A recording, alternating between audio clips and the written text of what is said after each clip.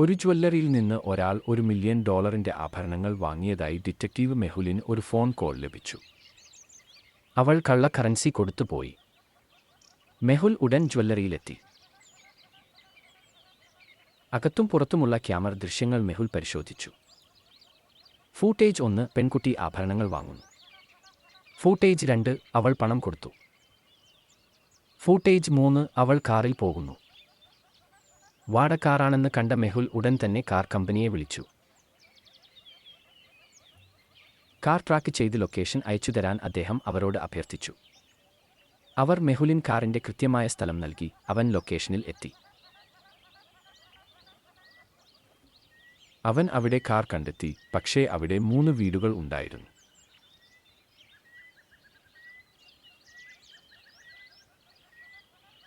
ഈ വീടുകൾ നോക്കി പെൺകുട്ടി ഏത് വീട്ടിലാണ് പോയതെന്ന് കണ്ടെത്താമോ?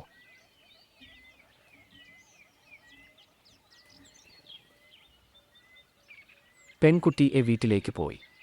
കടയിലെ ദൃശ്യങ്ങൾ നോക്കൂ. പെൺകുട്ടി ഉയർന്ന ഹീൽ ചെരുപ്പുകൾ ധരിച്ചിട്ടുണ്ട്. ആ ചെരുപ്പുകൾ വീടിന്റെ മുന്നിലാണ്.